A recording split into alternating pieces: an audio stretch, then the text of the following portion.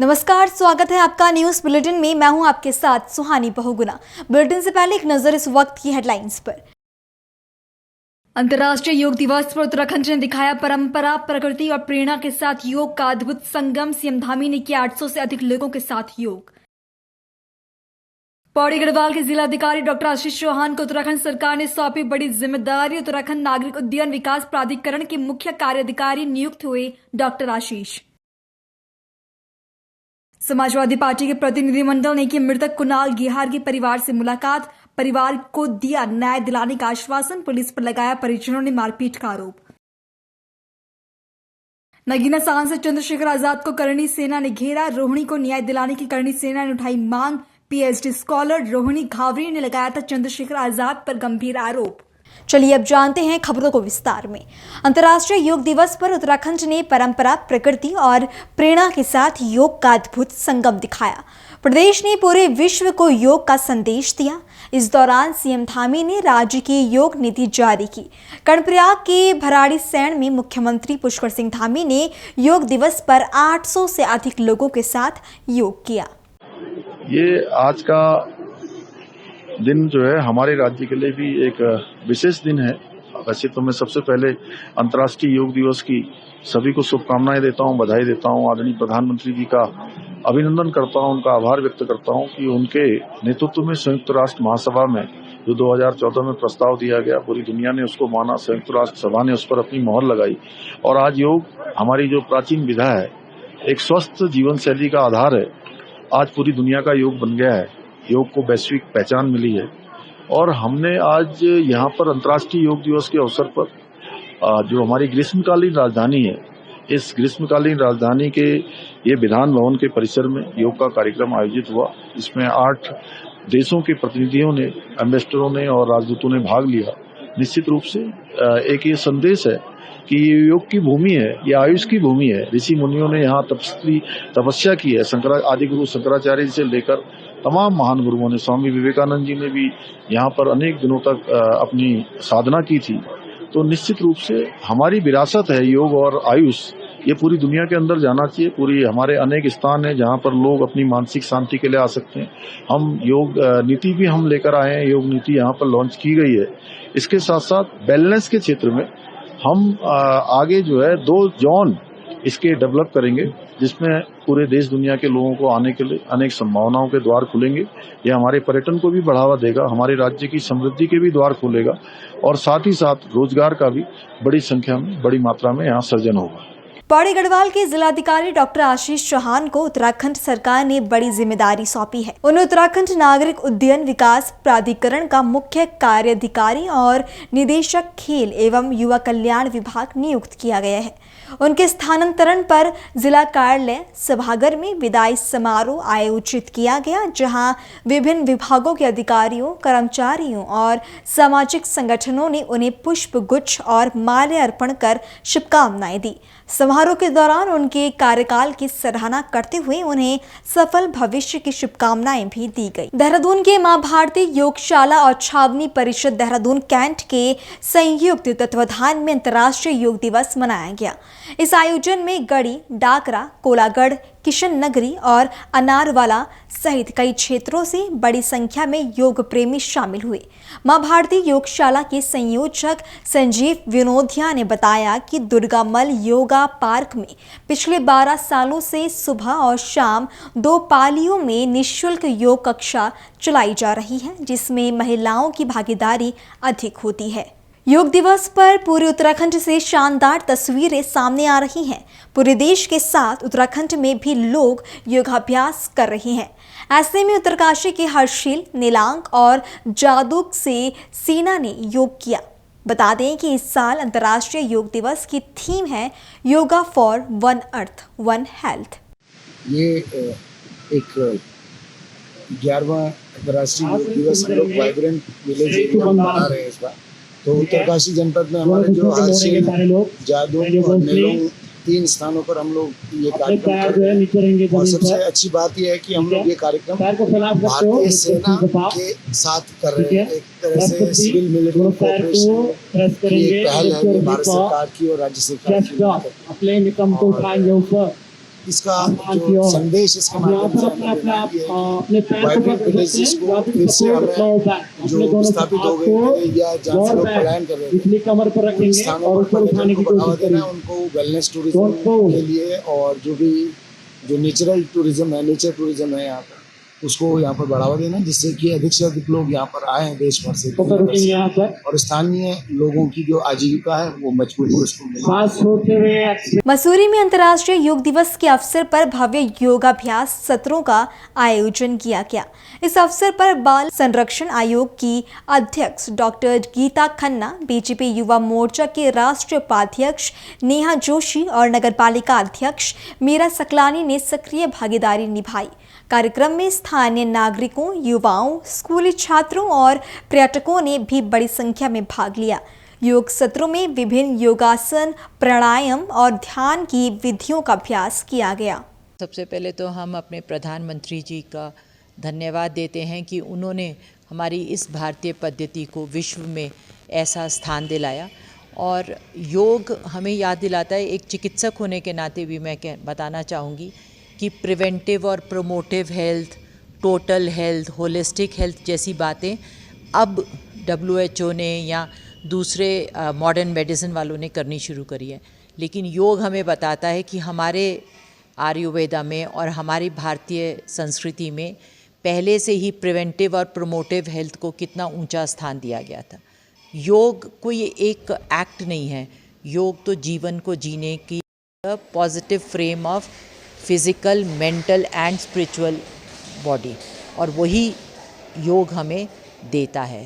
तो योग हमारा एक तंत्र है ऐसा जो हमें टोटल हेल्थ प्रोवाइड करता है। सबसे पहले तो मैं सभी को अंतर्राष्ट्रीय योग दिवस की बहुत शुभकामनाएं दूंगी। और जिस तरीके से एक विश्वव्यापी एक मूवमेंट योग बन गया है और प्रधानमंत्री जी इसके सूत्रधार रहे हैं, हम मसूरी में, देहरादून में, पूरे उत्तराखंड के दूरस्थ क्षेत्रों में भी आज जगह जगह योगाभ्यास किया जा रहा है। माननीय मुख्यमंत्री जी गैरसैंण में हैं, माननीय गणेश जोशी जी उधम सिंह नगर में हैं।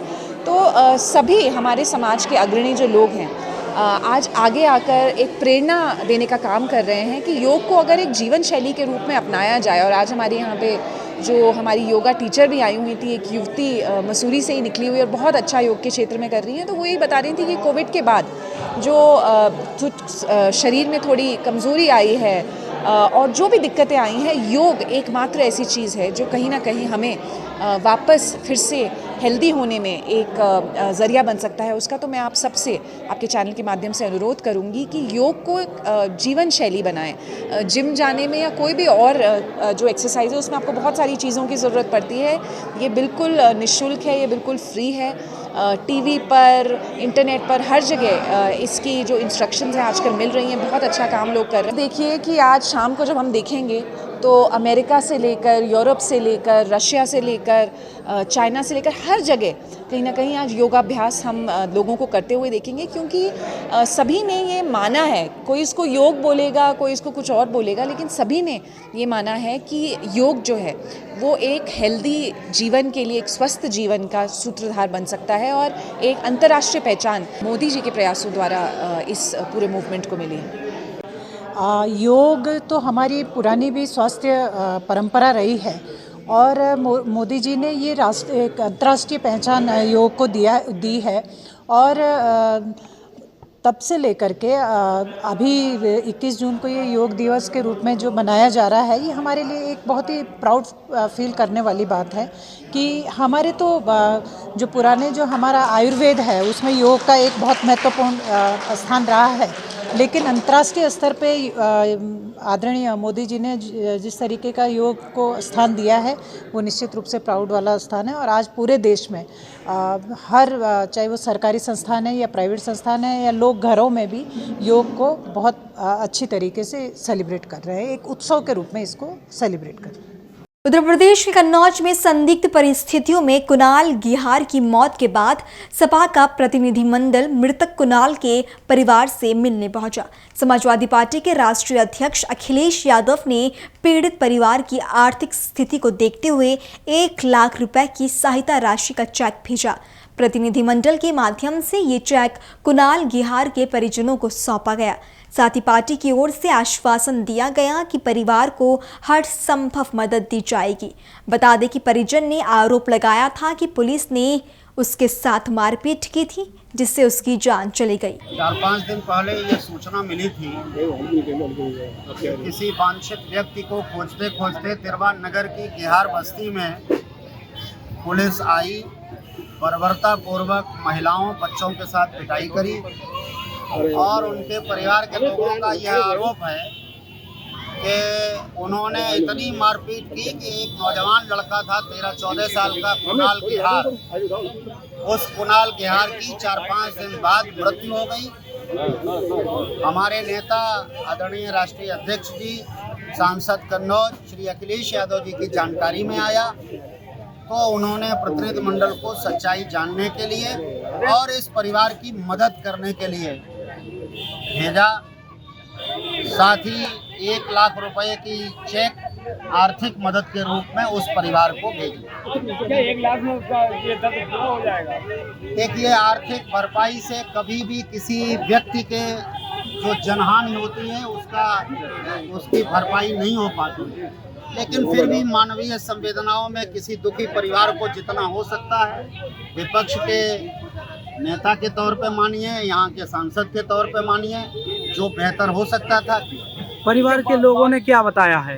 परिवार के लोगों में से लड़के के पिता का ये कहना है कि भावुकता में वो पोस्टमार्टम नहीं कराना चाहता है। हमने परिवार से कहा है कि अगर वो पुलिस के खिलाफ जायज कार्रवाई चाहते हैं और प्रभावी कार्रवाई अगर चाहते हैं तो पोस्टमार्टम उसकी अनिवार्य शर्त है, वो अपना विचार कर लें। अगर वो ये पोस्टमार्टम कराने को तैयार होंगे और शिकायत दर्ज कराएंगे तो समाजवादी पार्टी पूरी की पूरी उनके साथ खड़ी होगी। बाकी आपके सामने। और नगीना लोकसभा सीट से सांसद और भीम आर्मी प्रमुख चंद्रशेखर आजाद के खिलाफ इंदौर की PhD स्कॉलर रोहिणी घावरी द्वारा लगाए गए गंभीर आरोपों ने अब नया मोड़ ले लिया है। करणी सेनी ने इस मामले में कड़ा रुख अपनाते हुए चंद्रशेखर के खिलाफ मुकदमा दर्ज करने और रोहिणी को न्याय दिलाने की मांग की है। करणी सेना के राष्ट्रीय अध्यक्ष नीरज चौहान ने कहा कि उनका संगठन रोहिणी और उनके परिवार के साथ पूरी मजबूती से खड़ा है और जब तक सांसद के खिलाफ कार्यवाही नहीं होती वो चुप नहीं बैठेंगे। क्या उद्देश्य है? आप सभी का प्रेस बंधुओं का स्वागत। सर्वप्रथम आज की प्रेस वार्ता बहुत ही महत्वपूर्ण विषय है। हिंदुस्तान के अंदर हिंदुस्तान की बेटी हिंदुस्तान से बाहर बैठकर गुहार लगा रही है। सभी को मालूम है, विपक्षी दलों को भी मालूम है, सत्तारूढ़ पार्टी को भी मालूम है, लेकिन कोई भी सुनने के लिए तैयार नहीं है। रोहिणी घावेरी अपने खिलाफ हुए अत्याचार के लिए, न्याय के लिए हिंदुस्तान की न्यायपालिका से चिल्ला के कह रही है, मुझे न्याय दीजिए। चंद्रशेखर रावण जैसे व्यक्ति ने उसका शोषण किया,